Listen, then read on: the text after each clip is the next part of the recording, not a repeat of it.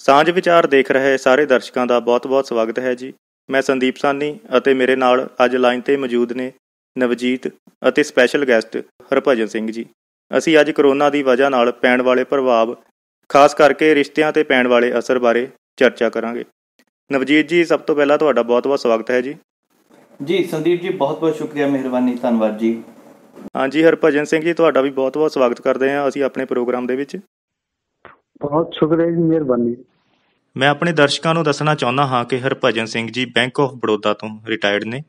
ਉਹਨਾਂ ਦੇ ਵਿਚਾਰ ਅਤੇ ਖਿਆਲ ਅੱਜ ਤੁਹਾਡੇ ਸਾਹਮਣੇ ਪੇਸ਼ ਕਰਾਂਗੇ ਸਾਂਝ ਵਿਚਾਰ ਪ੍ਰੋਗਰਾਮ ਰਾਹੀਂ। ਹਾਂਜੀ ਨਵਜੀਤ ਜੀ, ਹਰ ਵਾਰ ਦੀ ਤਰ੍ਹਾਂ ਮੈਂ ਤੁਹਾਡੇ ਤੋਂ ਸਭ ਤੋਂ ਪਹਿਲਾਂ ਇਹ ਪੁੱਛਾਂਗਾ ਕਿ ਕਰੋਨਾ ਦੀ ਲੇਟੈਸਟ ਅਪਡੇਟ ਕੀ ਹੈ।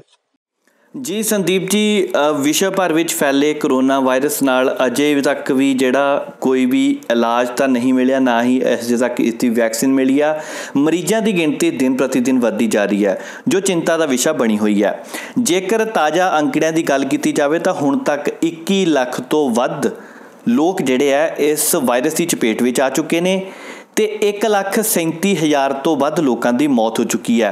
ਹਾਲਾਂਕਿ ਮੈਂ ਆਪਣੇ ਦਰਸ਼ਕਾਂ ਨੂੰ ਇੱਕ ਸਕਾਰਾਤਮਕ ਖਬਰ ਵੀ ਦੱਸਣਾ ਚਾਹੁੰਦਾ ਹੈ ਕਿ 5,26,000 ਤੋਂ ਵੱਧ ਲੋਕ ਇਸ ਵਾਇਰਸ ਦੀ ਚਪੇਟ ਵਿੱਚ ਆਉਣ ਤੋਂ ਬਾਅਦ ਠੀਕ ਵੀ ਹੋਏ ਨੇ। ਜੇਕਰ ਮੈਂ ਅਮਰੀਕਾ ਦੀ ਗੱਲ ਕਰਾਂ ਤਾਂ ਅਮਰੀਕਾ ਵਿੱਚ ਹੁਣ ਤੱਕ 6 ਲੱਖ ਤੋਂ ਵੱਧ ਲੋਕ ਜਿਹੜੇ ਹੈ ਇਸ ਵਾਇਰਸ ਦੀ ਚਪੇਟ ਵਿੱਚ ਆ ਚੁੱਕੇ ਨੇ ਤੇ 28,000 ਤੋਂ ਵੱਧ ਲੋਕਾਂ ਦੀ ਮੌਤ ਹੋ ਚੁੱਕੀ ਹੈ। ਬੀਤੇ 24 ਘੰਟਿਆਂ ਦੇ ਦੌਰਾਨ ਅਮਰੀਕਾ ਵਿੱਚ 2600 ਤੋਂ ਵੱਧ ਲੋਕਾਂ ਦੀ ਮੌਤ ਹੋਈ, ਜੋ ਕਿ ਚਿੰਤਾ ਦਾ ਵਿਸ਼ਾ ਬਣੀ ਹੋਈ ਹੈ। ਇਸ ਤੋਂ ਇਲਾਵਾ ਜੇਕਰ ਸਪੇਨ ਦੀ ਗੱਲ ਕੀਤੀ ਜਾਵੇ ਤਾਂ 19,130 ਮੌਤਾਂ ਹੋ ਚੁੱਕੀਆਂ ਨੇ। ਇਟਲੀ ਵਿੱਚ 21,645 ਮੌਤਾਂ ਹੋ ਚੁੱਕੀਆਂ ਨੇ ਤੇ ਫਰਾਂਸ ਵਿੱਚ 17,000 ਤੋਂ ਵੱਧ ਲੋਕਾਂ ਦੀ ਮੌਤ ਹੋ ਚੁੱਕੀ ਹੈ। ਜੇਕਰ ਭਾਰਤ ਦੀ ਗੱਲ ਕੀਤੀ ਜਾਵੇ ਤਾਂ ਹੁਣ ਤੱਕ 12,000 ਤੋਂ ਵੱਧ ਜਿਹੜੇ ਕੇਸ ਸਾਹਮਣੇ ਆ ਚੁੱਕੇ ਨੇ, ਜਿਨ੍ਹਾਂ ਦੀ ਪੁਸ਼ਟੀ ਹੋ ਚੁੱਕੀ ਹੈ ਤੇ 380 ਤੋਂ ਵੱਧ ਲੋਕਾਂ ਦੀ ਮੌਤ ਹੋ ਚੁੱਕੀ ਹੈ। ਸੰਦੀਪ ਜੀ, ਮੈਂ ਇੱਥੇ ਆਪਣੇ ਦਰਸ਼ਕਾਂ ਨੂੰ ਇੱਕ ਚੀਜ਼ ਹੋਰ ਦੱਸਣਾ ਚਾਹੁੰਦਾ ਕਿ ਕਰੋਨਾ ਵਾਇਰਸ ਦੇ ਨਾਲ ਜਿਹੜੇ ਮਰੀਜ਼ ਠੀਕ ਹੋ ਰਹੇ ਆ, ਉਹਨਾਂ ਦੀ ਗਿਣਤੀ ਵੀ ਲਗਾਤਾਰ ਵੱਧ ਰਹੀ ਹੈ। ਇਸ ਕਰਕੇ ਕਿਤੇ ਨਾ ਕਿਤੇ ਸਾਨੂੰ ਸਾਰਿਆਂ ਨੂੰ ਇਹਤਿਆਤ ਵਰਤਣ ਦੀ ਜ਼ਰੂਰਤ ਹੈ। ਇਸ ਦਾ ਸਿਰਫ ਇੱਕ ਹੀ ਇਲਾਜ ਹੈ, ਉਹ ਹੈ ਸਮਾਜਿਕ ਦੂਰੀ ਬਣਾ ਕੇ ਰੱਖਣੀ, ਇੱਕ ਦੂਜੇ ਦੇ ਸੰਪਰਕ ਵਿੱਚ ਨਾ ਆਉਣਾ। ਸੰਦੀਪ ਜੀ, ਬਿਲਕੁਲ ਜੀ, ਕਰੋਨਾ ਵਾਇਰਸ ਦਾ ਜਿਹੜਾ ਅਸਰ ਆ ਹਾਲੇ ਤੱਕ ਕੰਟਰੋਲ ਵਿੱਚ ਨਹੀਂ ਆਉਂਦਾ ਦਿਖਾਈ ਦੇ ਰਿਹਾ। ਹਾਂਜੀ ਹਰਭਜਨ ਸਿੰਘ ਜੀ, ਮੈਂ ਤੁਹਾਨੂੰ ਪੁੱਛਣਾ ਚਾਹਾਂਗਾ ਕਿ ਕਰੋਨਾ ਵਾਇਰਸ ਦੀ ਵਜ੍ਹਾ ਨਾਲ ਰਿਸ਼ਤਿਆਂ ਉੱਤੇ ਇਸ ਦਾ ਕੀ ਪ੍ਰਭਾਵ ਪਵੇਗਾ ਤੇ ਕੀ ਪੈ ਰਿਹਾ ਹੈ, ਇਸ ਬਾਰੇ ਤੁਹਾਡੇ ਕੀ ਖਿਆਲ ਨੇ? ਸਾਥੀਓ, ਜਿਸ ਤਰ੍ਹਾਂ ਤੁਸੀਂ ਜਾਣਦੇ ਹੋ ਕਿ ਕਰੋਨਾ ਵਾਇਰਸ ਸਾਡੇ ਦੇਸ਼ ਵਿੱਚ ਲਗਾਤਾਰ ਇਹਨਾਂ ਦੀ ਕੇਸਾਂ ਦੀ ਬੜੋਤਰੀ ਹੋ ਰਹੀ ਹੈ। ਸਰਕਾਰ ਵੀ ਇਸ ਵਿਸ਼ੇ ਵਿੱਚ ਕਾਫੀ ਪ੍ਰਯਾਸ ਕਰ ਰਹੀ ਹੈ। ਲਾਕਡਾਊਨ ਦਾ ਪੀਰੀਅਡ ਜਿਹੜਾ ਉਹ ਵੀ 3 ਮਈ ਤੱਕ ਵਧਾ ਦਿੱਤਾ ਗਿਆ। ਉਹਦੇ ਬਾਵਜੂਦ ਵੀ ਸਾਡੇ ਜਿਹੜੇ ਦੇਸ਼ ਵਿੱਚ ਇਹਨਾਂ ਦੀ ਮਰੀਜ਼ਾਂ ਦੀ ਸੰਖਿਆ ਜਿਹੜਾ ਇਜ਼ਾਫਾ ਹੋ ਰਿਹਾ। ਇਹਨਾਂ ਦਾ ਸਭ ਤੋਂ ਜਿਹੜਾ ਲਾਕਡਾਊਨ ਪੀਰੀਅਡ ਸੀਗਾ ਉਹ 3 ਤੱਕ ਵਧਾਇਆ ਇਹਨਾਂ ਨੇ। ਤਾਂ ਸਾਨੂੰ ਸਾਡੇ ਸਾਰਿਆਂ ਦੀ ਜ਼ਿੰਮੇਵਾਰੀ ਬਣਦੀ ਹੈ ਕਿ ਅਸੀਂ ਸਰਕਾਰ ਦੇ ਨਿਯਮਾਂ ਅਨੁਸਾਰ ਇਹਨਾਂ ਦੀ ਪਾਲਣਾ ਕਰੀਏ ਤੇ ਜਿੱਥੋਂ ਤੱਕ ਸੰਭਵ ਹੋ ਸਕਾ ਉਹਨਾਂ ਨੂੰ ਆਪਣੇ ਆਪ ਨੂੰ ਲਾਕਡਾਊਨ ਕਰੀਏ। ਜੇ ਬਹੁਤ ਹੀ ਕਿਤੇ ਜ਼ਰੂਰੀ ਕੰਮ ਪੈਂਦਾ ਹੈ ਜਾਂ ਕਿਸੇ ਤਰ੍ਹਾਂ ਵੀ ਹੁੰਦਾ ਤਾਂ ਸਾਨੂੰ ਵੀ ਉਹ ਜਿਹੜਾ ਸਮਾਜਿਕ ਦੂਰੀ ਬਣਾਏ ਰੱਖ ਕੇ ਉਹ ਜਿਹੜਾ ਆਪਣਾ ਕੰਮ ਕਰਨਾ ਚਾਹੀਦਾ। ਸਾਡੇ ਦੇਸ਼ ਵਿੱਚ ਜਿਸ ਤਰ੍ਹਾਂ ਹੀ ਪਹਿਲਾਂ ਹੀ ਸਾਡੇ ਦੇਸ਼ ਦੀ ਇਹ ਸੀਗੀ ਰੀਤੀ ਜਾਂ ਰਿਵਾਜ ਕਹਿ ਲਓ, ਤੇ ਉਹਦੇ ਨਾਲ ਨਮਸਕਾਰ ਦੇ ਨਾਲ ਹੀ ਸਾਰਿਆਂ ਨੂੰ ਬੁਲਾਉਣਾ, ਸਤਿ ਸ੍ਰੀ ਅਕਾਲ ਬੁਲਾਉਣਾ, ਉਹੀ ਨੀਤੀ ਜਿਹੜੀ ਹੈ ਹੁਣ ਫਿਰ ਦੁਬਾਰਾ ਆ ਰਹੀ ਹੈ। ਕਿਉਂਕਿ ਇੱਕ ਬਿਮਾਰੀ ਦੀ ਵਜ੍ਹਾ ਨਾਲ ਸਾਡੇ ਜਿਹੜੇ ਆ ਅੱਗੇ ਜਿਹੜਾ ਮਿਲਣਾ, ਹੱਥ ਮਿਲਣਾ ਜਾਂ ਗਲੇ ਮਿਲਣਾ, ਚਾਹੇ ਕੁਛ ਸਾਡਾ ਰਿਸ਼ਤਾ ਕਿਸ ਤਰ੍ਹਾਂ ਦਾ ਹੋਵੇ, ਭੈਣਾਂ ਦਾ ਹੋਵੇ, ਭਰਾਵਾਂ ਦਾ ਹੋਵੇ ਜਾਂ ਮਾਂ ਪਿਓ ਦਾ ਕੋਈ ਵੀ ਰਿਸ਼ਤਾ ਹੋਵੇ, ਤੇ ਉਹ ਰਿਸ਼ਤੇ ਜਿਹੜੇ ਆ ਕੁਦਰਤੀ ਜਿਹੜੇ ਦੂਰ ਹੋ ਜਾਣਗੇ। ਆਉਣ ਵਾਲੇ ਸਮੇਂ ਵਿੱਚ ਹੱਥ ਮਿਲਾਉਣਾ ਜਾਂ ਗਲੇ ਮਿਲਣਾ ਇਹ ਬਹੁਤ ਦੂਰ ਦੀ ਗੱਲ ਹੋ ਜਾਣੀ ਆ। ਫਿਰ ਵੀ ਮੇਰਾ ਇਹ ਆਪਣਾ ਵਿਚਾਰ ਹੈ ਕਿ ਇਹਦੇ ਹੱਥ ਮਿਲਾਉਣ ਦੇ ਨਾਲ ਕੋਈ ਸਾਡੇ ਰਿਸ਼ਤਿਆਂ ਵਿੱਚ ਇੰਨੀ ਖਟਾਸ ਨਹੀਂ ਰਹੇਗੀ, ਕਿਉਂਕਿ ਜਿਹੜੀ ਸ਼ਰਮ ਹੈ ਜਾਂ ਜੋ ਵੀ ਸਾਡੀ ਆਦਰ ਮਾਣ ਸਤਿਕਾਰ ਹੈ ਉਹ ਸਾਡੇ ਆਪਣੇ ਦਿਲ ਦੇ ਵਿੱਚ ਹੀ ਹੋਣਾ ਚਾਹੀਦਾ। ਸਤਿਕਾਰ ਮਾਣ ਜਿਹੜਾ, ਇੱਜ਼ਤ ਮਾਣ ਜਿਹੜਾ ਉਹਨਾਂ ਨਾਲ ਹੋਣਾ ਚਾਹੀਦਾ। ਜ਼ਰੂਰੀ ਨਹੀਂ ਹੈ ਵੀ ਹੱਥ ਮਿਲਾ ਕੇ ਜਾਂ ਅਸੀਂ ਕਿਸੇ ਤਰ੍ਹਾਂ ਗਲੇ ਮਿਲ ਕੇ ਫਿਰ ਹੀ ਅਸੀਂ ਆਪਣਾ ਦਿਖਾ ਸਕਦੇ ਵੀ ਮੈਂ ਤੁਹਾਨੂੰ ਕਿੰਨਾ ਕੁ ਪਿਆਰ ਕਰਦਾ ਜਾਂ ਕਿੰਨਾ ਕੁ ਤੁਹਾਡਾ ਸਤਿਕਾਰ ਕਰਦਾ।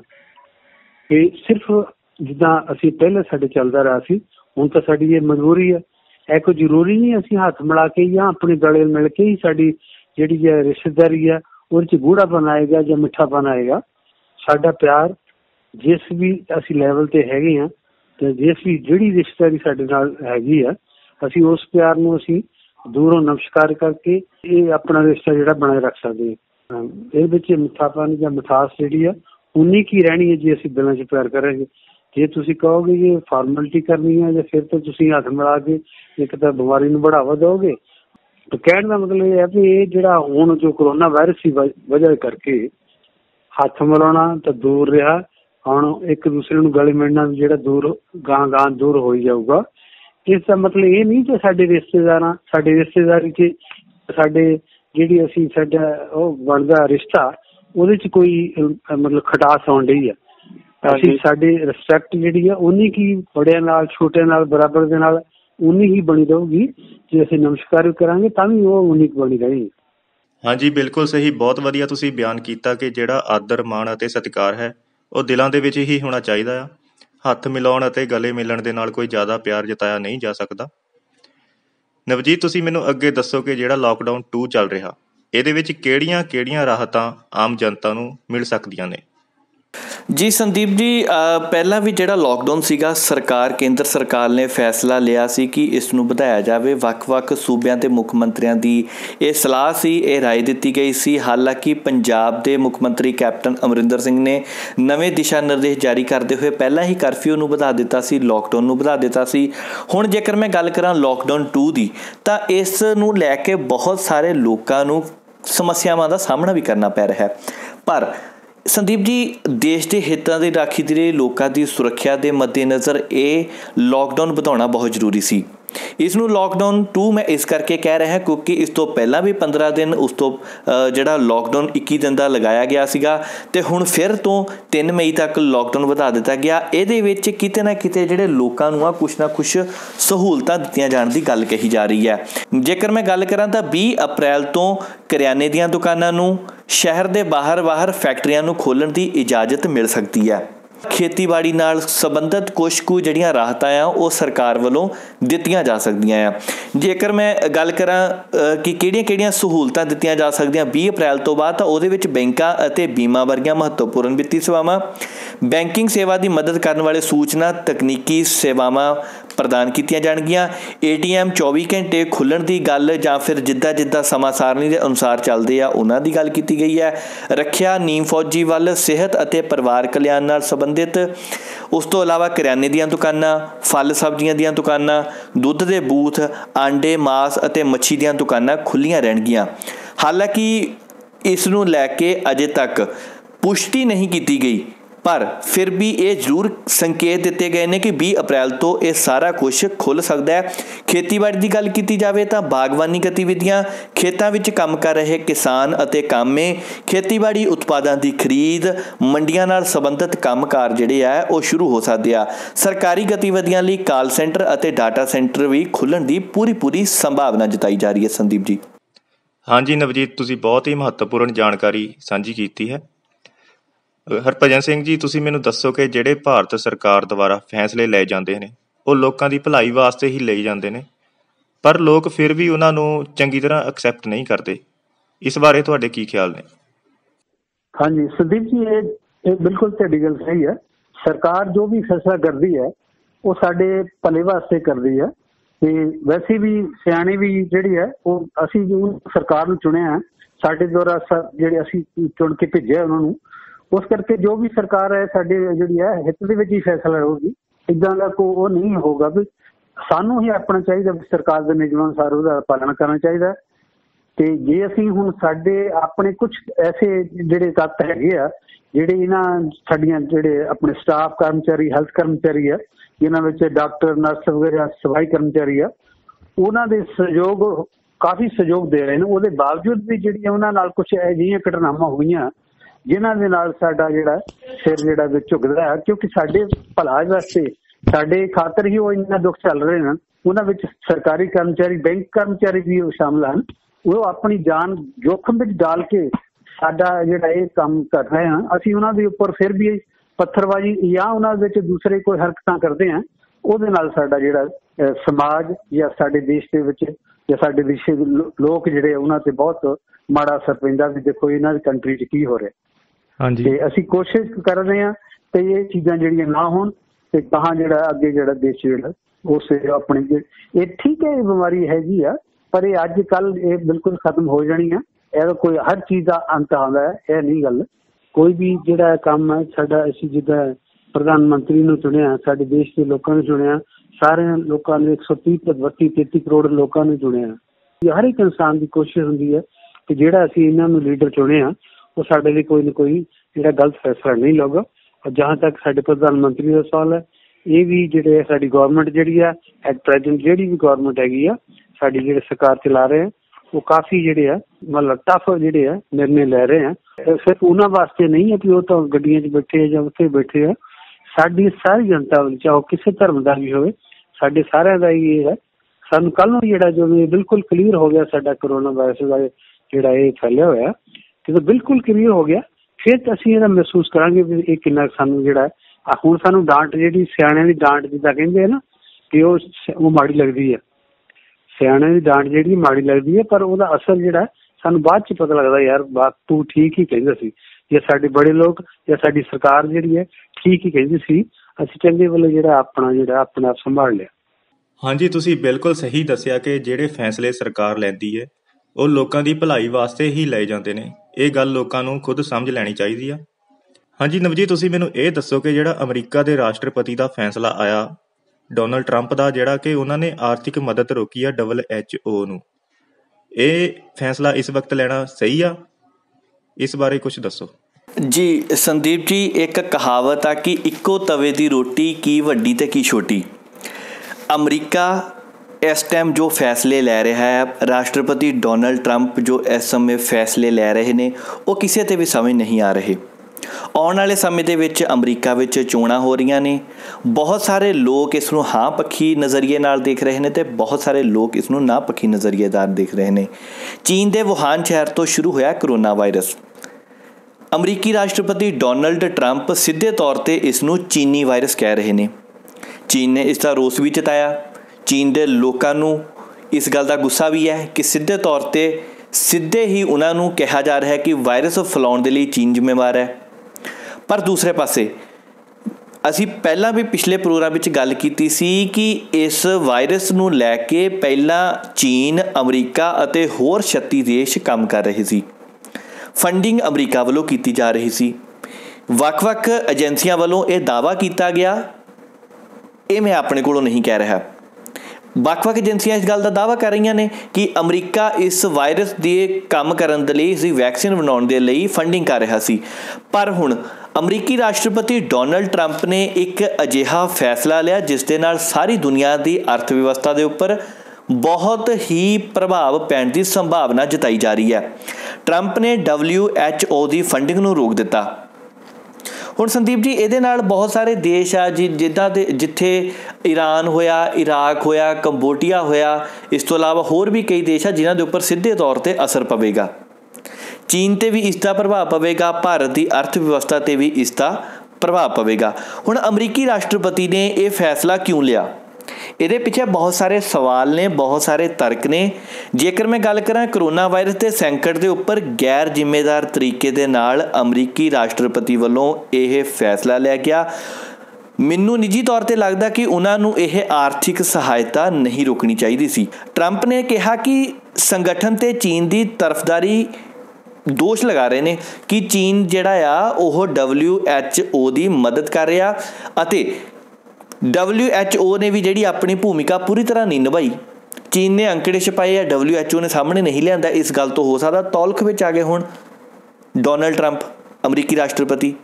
ਇਸ ਕਰਕੇ ਅਮਰੀਕੀ ਰਾਸ਼ਟਰਪਤੀ ਵੱਲੋਂ ਲਿਆ ਗਿਆ ਇਹ ਫੈਸਲਾ ਬੜਾ ਸਮਝਦਾਰੀ ਨਾਲ ਲਿਆ ਗਿਆ ਫੈਸਲਾ ਨਹੀਂ ਹੈ, ਕਿਉਂਕਿ ਅਜੋਕੇ ਹਾਲਾਤਾਂ ਵਿੱਚ ਜਦੋਂ ਇਸ ਵਾਇਰਸ ਦੀ ਲਪੇਟ ਵਿੱਚ ਪੂਰਾ ਵਿਸ਼ਵ ਆਇਆ ਹੋਇਆ ਹੈ, ਇੱਕ ਦੂਜੇ ਦਾ ਸਾਥ ਦੇਣ ਦੀ ਲੋੜ ਆ, ਵੈਕਸੀਨ ਬਣਾਉਣ ਦੇ ਲਈ ਕੰਮ ਕਰਨ ਦੀ ਲੋੜ ਹੈ ਅਤੇ ਅਮਰੀਕੀ ਰਾਸ਼ਟਰਪਤੀ ਵੱਲੋਂ ਅਜਿਹੇ ਫੈਸਲੇ ਲੈਣਾ ਕਿਤੇ ਨਾ ਕਿਤੇ ਚਿੰਤਾ ਦਾ ਵਿਸ਼ਾ ਹੈ। ਸੰਦੀਪ ਜੀ। ਜੀ ਬਿਲਕੁਲ। ਹਾਂਜੀ ਹਰਭਜਨ ਸਿੰਘ ਜੀ, ਤੁਸੀਂ ਇਹ ਦੱਸੋ ਕਿ ਸਰਕਾਰ ਅਜਿਹੇ ਫੈਸਲੇ ਲੈ ਸਕਦੀ ਹੈ ਜੋ ਕਿ ਬਹੁਤ ਹੀ ਹਾਰਡ ਹੋ ਸਕਦੇ ਨੇ? ਹਾਂ ਸੰਦੀਪ ਜੀ, ਇਹਦੇ ਬਾਰੇ ਜਿਹੜਾ ਸਰਕਾਰ ਨੇ ਸਮੇਂ-ਸਮੇਂ ਤੇ ਆਪਣੇ ਵੱਲੋਂ ਬਹੁਤ ਹੀ ਅੱਛੇ ਕਦਮ ਚੁੱਕੇ ਆ। ਔਰ ਜਿੱਥੇ ਤੱਕ ਇਹ ਹੈਗਾ ਇਹਨਾਂ ਦਾ ਪੁਲਿਸ ਵਾਲਿਆਂ ਦਾ, ਪੁਲਿਸ ਇਹਨਾਂ ਦੀ ਕਰਮਚਾਰੀਆਂ ਦੀ ਡਿਊਟੀਆਂ ਲਗਾਈਆਂ ਹੋਈਆਂ ਤੇ ਸਾਡੇ ਵਿੱਚੋਂ ਹੀ ਕੁਝ ਐਸੇ ਕਰਮਚਾਰੀ ਜਿਹੜੇ ਇਹਨਾਂ ਦਾ ਸਹਿਯੋਗ ਨਹੀਂ ਕਰ ਰਹੇ, ਤੇ ਗਵਰਨਮੈਂਟ ਨੂੰ ਇਹ ਨਾ ਹੋਵੇ ਕਿ ਮਿਲਟਰੀ ਦਾ ਜਿਹੜਾ ਇੰਤਜ਼ਾਮ ਕਰਨਾ ਪਵੇ। ਉਹ ਜਦੋਂ ਮਿਲਟਰੀ ਦਾ ਜਿਹੜਾ ਇੰਤਜ਼ਾਮ ਹੋ ਜਾਂਦਾ ਉਹਦੇ ਨਾਲ ਫਿਰ ਕਾਫੀ ਹੈ ਕਿ ਜਿਹੜਾ ਥੋੜਾ ਵਾਲਾ ਵੀ ਅਸੀਂ ਕੁਛ ਆਪਣੀ ਗਤੀਵਿਧੀਆਂ ਚਲਾਉਂਦੇ ਹਾਂ ਜਾਂ ਇੱਕ ਬੰਦਾ ਜਾ ਕੇ ਜਾਂ ਸਟੋਰਾਂ ਤੇ ਜਾ ਕੇ ਸਮਾਨ ਲੈ ਪਰਚੇਜ ਕਰਦੇ ਜਾਂ ਦੁੱਧ ਦਾ ਜਾਂ ਦੂਸਰਾ ਕੋਈ ਅਰੇਂਜਮੈਂਟ ਕਰਦੇ ਹਾਂ ਤਾਂ ਉਹ ਬਿਲਕੁਲ ਬੰਦ ਹੋ ਜਾਊਗਾ। ਇੱਕ ਅਸੀਂ ਇਸ ਕਰਕੇ ਅਸੀਂ ਵੀ ਨਹੀਂ ਚਾਹੁੰਦੇ ਕਿ ਇਹ ਚੀਜ਼ ਹੋਈ ਜਾਵੇ। ਤੇ ਵੀ ਜਦ ਅਸੀਂ ਲੋਕ ਏਦਾਂ ਦੇ ਨਹੀਂ ਸਮਝਾਂਗੇ ਤਾਂ ਗੌਰਮੈਂਟ ਨੂੰ ਮਜਬੂਰਨ ਏਦਾਂ ਦਾ ਕੋਈ ਸਟੈਪ ਚੱਕਣਾ ਪਏਗਾ, ਜਿੱਦਾਂ ਕਿ ਮਿਲਟਰੀ ਦਾ ਲਗਾਉਣਾ ਆਪਣੀਆਂ ਸਰਹੱਦਾਂ ਤੇ ਹੈ ਹੀ ਹੈ। ਤੇ ਜਿੱਥੇ ਵੀ ਜ਼ਿਆਦਾ ਜਿਹੜੇ ਇਲਾਕੇ ਹੋਣਗੇ ਜਿੱਥੇ ਇਹਨਾਂ ਨੂੰ ਜ਼ਿਆਦਾ ਖਤਰਾ ਹੋਊਗਾ ਵੀ ਜ਼ਿਆਦਾ ਜਿਹੜਾ ਆ ਉੱਥੇ ਉਹਨਾਂ ਨੂੰ ਮਿਲਟਰੀ ਦਾ ਇੰਤਜ਼ਾਮ ਵੀ ਕਰਨਾ ਪੈ ਸਕਦਾ। ਹਾਂਜੀ ਬਿਲਕੁਲ ਜੀ। ਨਵਜੀਤ, ਤੁਸੀਂ ਦੱਸੋ ਕਿ ਕਣਕ ਦੀ ਖਰੀਦ ਜਿਹੜੀ ਆ ਸ਼ੁਰੂ ਹੋ ਚੁੱਕੀ ਆ ਮੰਡੀਆਂ ਦੇ ਵਿੱਚ। ਕਿਸਾਨ ਕਣਕਾਂ ਨੂੰ ਲੈ ਕੇ ਕਾਫੀ ਖੱਜਲ ਖਰਾਬ ਵੀ ਹੋ ਰਹੇ ਨੇ। ਪੰਜਾਬ ਸਰਕਾਰ ਇਸ ਬਾਰੇ ਕੀ ਕਰ ਰਹੀ ਹੈ?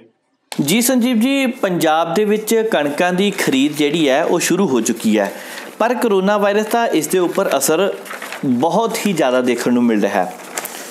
ਅਸੀਂ ਪਹਿਲਾਂ ਵੀ ਗੱਲ ਕੀਤੀ ਸੀ ਕਿ ਇੱਕ ਦੂਜੇ ਸੂਬੇ ਤੋਂ ਜਿਹੜੇ ਮਜ਼ਦੂਰ ਆਉਂਦੇ ਆ, ਇੱਕ ਤਾਂ ਉਹ ਰੋਜ਼ੀ ਰੋਟੀ ਲਈ ਆਪਣਾ ਹੀਲਾ ਵਸੀਲਾ ਕਰਨ ਦੇ ਲਈ ਇੱਥੇ ਆਉਂਦੇ ਆ। ਉਹੀ ਮਜ਼ਦੂਰ ਜਿਹੜੇ ਆ ਦਿਹਾੜੀ ਦੇ ਤੌਰ ਦੇ ਉੱਪਰ ਵਾਢੀ ਕਰਨ ਦਾ ਕੰਮ ਕਰਦੇ, ਕਿਉਂਕਿ ਪਿਛਲੇ ਲੰਬੇ ਸਮੇਂ ਤੋਂ ਅਸੀਂ ਦੇਖਦੇ ਆ ਰਹੇ ਕਿ ਪੰਜਾਬੀ ਨੌਜਵਾਨ ਜਿਹੜੇ ਆ ਉਹ ਤਾਂ ਵਿਦੇਸ਼ ਵਿੱਚ ਜਾ ਕੇ ਵਸ ਚੁੱਕੇ ਨੇ ਅਤੇ ਜਿਹੜਾ ਖੇਤੀਬਾੜੀ ਦਾ ਮੁੱਖ ਕੀਤਾ ਆ ਜਾਂ ਤਾਂ ਪਰਿਵਾਰਕ ਅਤੇ ਮੁਖੀ ਮੈਂਬਰ ਨੇ ਸਾਂਭਿਆ ਹੋਇਆ ਅਤੇ ਉਹਦੀ ਉਮਰ ਓਨੀ ਕੁ ਹੋ ਚੁੱਕੀ ਆ ਕਿ ਉਹ ਕੰਮ ਨਹੀਂ ਕਰ ਸਕਦਾ। ਇਸ ਲਈ ਇਹ ਜਿਹੜਾ ਹੁਣ ਕੰਮ ਆ ਮਜ਼ਦੂਰਾਂ ਦੇ ਸਿਰ ਦੇ ਉੱਪਰ ਸਿੱਟ ਦਿੱਤਾ ਗਿਆ। ਅਤੇ ਮਜ਼ਦੂਰ ਕਿਹੜੇ ਨੇ? ਪ੍ਰਵਾਸੀ। ਹੁਣ ਕਰੋਨਾ ਵਾਇਰਸ ਕਰਕੇ ਰਾਸ਼ਟਰੀ ਸਰਹੱਦਾਂ ਜਿਹੜੀਆਂ ਆ, ਸੂਬੇ ਦੀਆਂ ਸਰਹੱਦਾਂ ਜਿਹੜੀਆਂ ਉਹ ਬੰਦ ਕਰ ਦਿੱਤੀਆਂ ਗਈਆਂ ਅਤੇ ਆਪਣੇ ਘਰ ਨੂੰ ਤਾਂ ਜਾਣ ਨੂੰ ਹਰ ਕੋਈ ਕਾਹਲਾ ਹੀ ਆ। ਇਸ ਕਰਕੇ ਜਿਹੜੇ ਹੁਣ ਮਜ਼ਦੂਰ ਵਰਗ ਆ ਉਹ ਆਪਣੇ ਘਰ ਨੂੰ ਜਾਣ ਨੂੰ ਕਾਹਲੇ ਨੇ, ਕਿਉਂਕਿ ਉਹਨਾਂ ਦਾ ਪਰਿਵਾਰ ਵੀ ਬਸਦਾ, ਉਹਨਾਂ ਦੇ ਮਨ ਦੇ ਵਿੱਚ ਡਰ ਆ। ਪਰ ਦੂਜੇ ਪਾਸੇ ਹੁਣ ਜਿਹੜਾ ਸਮਾਂ ਆ ਉਹ ਕਣਕ ਦੀ ਖਰੀਦ ਦਾ ਸਮਾਂ ਆ, ਕਣਕ ਦੀ ਵੇਚ ਦਾ ਸਮਾਂ ਆ, ਕਿਉਂਕਿ ਪੁੱਤਾਂ ਵਾਂਗੂ ਪਾਲੀ ਜਿਹੜੀ ਕਣਕ ਆ ਇਸ ਟਾਈਮ ਪੱਕ ਕੇ ਤਿਆਰ ਹੋ ਚੁੱਕੀ ਹੈ। ਸੁਨਹਿਰੀ ਰੰਗ ਦੇ ਛਿੱਟੇ ਜਿਹੜੇ ਆ ਉਹ ਇਸ ਗੱਲ ਦਾ ਸੰਕੇਤ ਹੈ ਕਿ ਕਣਕ ਹੁਣ ਮੰਡੀਆਂ ਦੇ ਵਿੱਚ ਆਉਣ ਨੂੰ ਤਿਆਰ ਆ। ਪਰ ਕਰੋਨਾ ਵਾਇਰਸ ਦਾ ਅਸਰ ਇਸ 'ਤੇ ਸਾਫ਼-ਸਾਫ਼ ਦੇਖਣ ਨੂੰ ਮਿਲ ਰਿਹਾ ਹੈ। ਕਿਸਾਨ ਖੱਜਲ ਖੁਆਰ ਹੋ ਰਹੇ ਨੇ। ਸੰਦੀਪ ਜੀ, ਖੱਜਲ ਖੁਆਰ ਹੋਣਗੇ, ਇਹ ਗੱਲ ਪੱਕੀ ਆ, ਕਿਉਂਕਿ ਪਿਛਲੇ ਲੰਬੇ ਸਮੇਂ ਤੋਂ ਅਸੀਂ ਆਉਂਦੇ ਦੇਖਦੇ ਹਾਂ ਕਿ ਕਿਸਾਨਾਂ ਦੇ ਜਿਹੜੇ ਪ੍ਰਬੰਧ ਆ ਮੰਡੀਆਂ ਦੇ ਵਿੱਚ ਬਿਲਕੁਲ ਵੀ ਠੀਕ ਤਰ੍ਹਾਂ ਨਹੀਂ ਹੁੰਦੇ। ਉਦੋਂ ਤਾਂ ਕੋਈ ਇਸ ਤਰ੍ਹਾਂ ਦੀ ਬਿਮਾਰੀ ਵੀ ਨਹੀਂ ਹੁੰਦੀ, ਉਦੋਂ ਤਾਂ ਇਸ ਸਮਾਂ ਦਾ ਕੋਈ ਵਾਇਰਸ ਵੀ ਨਹੀਂ ਫੈਲਿਆ ਹੁੰਦਾ ਅਤੇ ਪ੍ਰਬੰਧ ਉਦੋਂ ਵੀ ਠੀਕ ਤਰੀਕੇ ਨਾਲ ਨਹੀਂ ਕੀਤੇ ਜਾਂਦੇ ਅਤੇ ਲੋਕਾਂ ਦੀਆਂ ਸ਼ਿਕਾਇਤਾਂ ਸਾਡੇ ਸਾਹਮਣੇ ਆਉਂਦੀਆਂ ਨੇ। ਇਸ ਵਾਰ ਵਾਇਰਸ ਪੂਰੀ ਤਰ੍ਹਾਂ ਫੈਲਿਆ ਹੋਇਆ ਹੈ ਅਤੇ ਪ੍ਰਬੰਧ ਜਿਹੜੇ ਆ ਕਿਤੇ ਨਾ ਕਿਤੇ ਆਪਣੇ ਆਪ ਦੇ ਵਿੱਚ ਭਾਵੇਂ ਦਾਅਵੇ ਕੀਤੇ ਜਾ ਰਹੇ ਆ ਕਿ ਚੰਗੀ ਤਰ੍ਹਾਂ ਕੀਤੇ ਜਾ ਰਹੇ ਨੇ, ਸੁਚੱਜੇ ਢੰਗ ਨਾਲ ਕੀਤੇ ਜਾ ਰਹੇ ਨੇ, ਪਰ ਕਿਤੇ ਨਾ ਕਿਤੇ ਕਿਸਾਨ ਜਿਹੜੇ ਆ ਖੱਜਲ ਖੁਆਰ ਹੋ ਰਹੇ ਨੇ। ਪੰਜਾਬ ਸਰਕਾਰ ਜਿਹੜੀ ਹੈ ਇਸ ਵਕਤ ਇੱਕ ਨਵਾਂ ਕਦਮ ਉਠਾਉਣ ਜਾ ਰਹੀ ਆ। ਓਲਾ ਦੇ ਨਾਲ ਮਿਲ ਕੇ ਜਿਹੜੀ ਪਾਸ ਮੁਹੱਈਆ ਕਰਨ ਦੀ ਕਾਰਵਾਈ ਸ਼ੁਰੂ ਕੀਤੀ ਗਈ ਆ। ਆੜ੍ਹਤੀ ਅਤੇ ਸਰਕਾਰ ਆਮੋ ਸਾਹਮਣੇ ਹੋਣ ਦੀ ਪੂਰੀ ਸੰਭਾਵਨਾ ਜਤਾਈ ਜਾ ਰਹੀ ਹੈ, ਪਰ ਪੰਜਾਬ ਸਰਕਾਰ ਵੱਲੋਂ ਇਹ ਦਾਅਵਾ ਕੀਤਾ ਜਾ ਰਿਹਾ ਹੈ ਕਿ ਕਿਸੇ ਵੀ ਤਰ੍ਹਾਂ ਦੀ ਸਮੱਸਿਆ ਕਿਸਾਨਾਂ ਨੂੰ ਆਉਣ ਨਹੀਂ ਦਿੱਤੀ ਜਾਵੇਗੀ। ਪਰ ਸੰਦੀਪ ਜੀ, ਮੈਂ ਇੱਕ ਵਾਰ ਫਿਰ ਇਸ ਗੱਲ 'ਤੇ ਚਿੰਤਾ ਅਤੇ ਚਿੰਤਨ ਕਰਨਾ ਚਾਹੁੰਦਾ ਕਿ ਕਿਸਾਨਾਂ ਨੂੰ ਪੂਰੀ ਸੰਭਾਵਨਾ ਹੈ ਸਮੱਸਿਆ ਦੇ ਆਉਣ ਦੀ, ਕਿਉਂਕਿ ਜਿਸ ਤਰ੍ਹਾਂ ਦੇ ਸਰਕਾਰ ਨੇ ਪ੍ਰਬੰਧ ਕੀਤੇ ਗਏ ਨੇ ਉਹ ਲੋੜੀਂਦੇ ਹੋ ਸਕਦੇ ਆ, ਪਰ ਪੂਰਨ ਤੌਰ 'ਤੇ ਮੁਕੰਮਲ ਨਹੀਂ ਹੋ ਸਕਦੇ। ਹਾਂਜੀ, ਅੱਗੇ ਹਰਭਜਨ ਸਿੰਘ ਜੀ, ਮੈਂ ਤੁਹਾਨੂੰ ਇੱਕ ਆਖਰੀ ਸਵਾਲ ਪੁੱਛਣਾ ਚਾਹਾਂਗਾ ਜੋ ਕਿ ਬੈਂਕ ਦੇ ਨਾਲ ਰਿਲੇਟਡ ਹੈ। ਬੈਂਕਾਂ ਦੇ ਵਿੱਚ ਇਸ ਸਮੇਂ ਮਾਹੌਲ ਕੀ ਹੈ? ਕਿਹੜੀਆਂ ਸਾਵਧਾਨੀਆਂ ਬੈਂਕ ਵਾਲੇ ਇਸ ਸਮੇਂ ਵਰਤ ਰਹੇ ਨੇ? ਹਾਂ ਸੰਦੀਪ ਜੀ, ਬੈਂਕਾਂ ਦੇ ਵਿੱਚ ਜੋ ਵੀ ਸਾਡਾ ਗੌਰਮੈਂਟ ਦੀਆਂ ਇੰਸਟਰਕਸ਼ਨਾਂ ਉਹਨਾਂ ਨੂੰ ਬਿਲਕੁਲ ਜਿਹੜਾ ਪੂਰੀ ਤਰ੍ਹਾਂ ਨਿਭਾਇਆ ਜਾਂਦਾ ਹੈ। ਸਾਡੇ ਇੱਥੇ ਆਜ਼ਮਪੁਰ ਹੀ ਬੈਂਕ ਬੜੌਦਾ ਦੇ ਵਿੱਚ ਮੈਂ ਜਾਣ ਦਾ ਮੌਕਾ ਮਿਲਿਆ ਸੀਗਾ ਤੇ ਮੈਨੇਜਰ ਦੀਆਂ ਇੰਸਟਰਕਸ਼ਨ ਦੇ ਮੁਤਾਬਕ ਗੇਟ ਦੇ ਬਾਹਰ ਜਿਹੜੇ ਹੈ ਗੋਲ ਚੱਕਰ ਲਗਾਏ ਹੋਏ ਹਨ। ਇੱਕ ਆਦਮੀ ਅੰਦਰ ਜਾਂਦਾ ਤੇ ਇੱਕ ਆਦਮੀ ਅੰਦਰ ਬਾਹਰ ਆਉਂਦਾ। ਉਹ ਆਪਣਾ ਕੰਮ ਨਿਪਟਾ ਗਿਆ। ਤਾਂ ਇੱਕ ਗਾਰਡ ਜਿਹੜਾ ਹੈ ਉਹਦਾ ਵਿਸ਼ੇਸ਼ ਰੂਪ ਵਿੱਚ ਉਹਨੂੰ ਇਸ ਬੰਦ ਕੀਤਾ ਹੋਇਆ ਹੈ ਕਿ ਜਿਹੜਾ ਵੀ ਬੰਦਾ ਅੰਦਰ ਐਂਟਰੀ ਕਰਦਾ ਹੈ ਉਹਨੂੰ ਸੈਨੀਟਾਈਜ਼ਰ ਨਾਲ ਹੱਥਾਂ ਤੇ ਲਾ ਕੇ ਤਾਂ ਹੈਂਡਲ ਵਗੈਰਾ ਤੇ ਉਹਨਾਂ ਨੂੰ ਹਰ ਵਾਰ ਸੈਨੀਟਾਈਜ਼ ਕੀਤਾ ਜਾਂਦਾ। ਇਸੇ ਤਰ੍ਹਾਂ ਹੀ ਕਾਊਂਟਰ ਤੇ ਜਿੱਥੇ ਕੈਸ਼ ਜਿਹੜਾ ਹੈ ਵਿਤਰਨ ਕੀਤਾ ਜਾਂਦਾ ਹੈ ਉੱਥੇ ਵੀ ਜਿਹੜਾ ਸੈਨੀਟਾਈਜ਼ਰ ਦਾ ਪ੍ਰਯੋਗ ਕੀਤਾ ਜਾਂਦਾ ਹੈ ਤੇ ਤਾਂ ਕਿ ਜਿਹੜਾ ਇਸ ਜਿਹੜਾ ਮਹਾਂਮਾਰੀ ਨੂੰ ਕਾਫੀ ਹੱਦ ਤੱਕ ਰੋਕਿਆ ਜਾ ਸਕੇ। ਗੌਰਮੈਂਟ ਦੀਆਂ ਇੰਸਟਰਕਸ਼ਨਾਂ ਦੀ ਪਾਲਣਾ ਕੀਤੀ ਜਾਂਦੀ ਹੈ ਔਰ ਸਾਡੇ ਵੱਲੋਂ ਮੇਰੇ ਵੱਲੋਂ ਸਾਰਿਆਂ ਨੂੰ ਇਹ ਅਪੀਲ ਹੈ ਕਿ ਗੌਰਮੈਂਟ ਦੀਆਂ ਇੰਸਟਰਕਸ਼ਨਾਂ ਜਿਹੜਾ ਉਹਨੂੰ ਮੰਨਿਆ ਜਾਵੇ ਤਾਂ ਕਿ ਇਸ ਬਿਮਾਰੀ ਨੂੰ ਘੱਟ ਤੋਂ ਘੱਟ ਜਿਹੜਾ ਕੀਤਾ ਜਾ ਸਕੇ। ਤੁਹਾਡਾ ਬਹੁਤ-ਬਹੁਤ ਸ਼ੁਕਰੀਆ ਜੀ। ਤੁਸੀਂ ਕਾਫੀ ਮਹੱਤਵਪੂਰਨ ਜਾਣਕਾਰੀ ਦਰਸ਼ਕਾਂ ਦੇ ਨਾਲ ਸਾਂਝੀ ਕੀਤੀ। ਬੜੇ ਵਧੀਆ ਤਰੀਕੇ ਦੇ ਨਾਲ ਤੁਸੀਂ ਸਵਾਲਾਂ ਦੇ ਜਵਾਬ ਦਿੱਤੇ। ਤੁਸੀਂ ਸਾਨੂੰ ਆਪਣਾ ਕੀਮਤੀ ਸਮਾਂ ਦਿੱਤਾ। ਤੁਹਾਡਾ ਬਹੁਤ-ਬਹੁਤ ਧੰਨਵਾਦ ਕਰਦੇ ਹਾਂ। ਅਸੀਂ ਆਸ ਕਰਦੇ ਹਾਂ ਕਿ ਦਰਸ਼ਕਾਂ ਨੂੰ ਵੀ ਸਾਡਾ ਪ੍ਰੋਗਰਾਮ ਬਹੁਤ ਪਸੰਦ ਆਵੇਗਾ। ਦਰਸ਼ਕ ਆਪਣੀ ਰਾਏ ਅਤੇ ਆਪਣੇ ਵਿਚਾਰ ਕਮੈਂਟ ਬਾਕਸ ਵਿੱਚ ਲਿਖ ਕੇ ਸਾਨੂੰ ਦੱਸ ਸਕਦੇ ਨੇ। ਧੰਨਵਾਦ ਜੀ।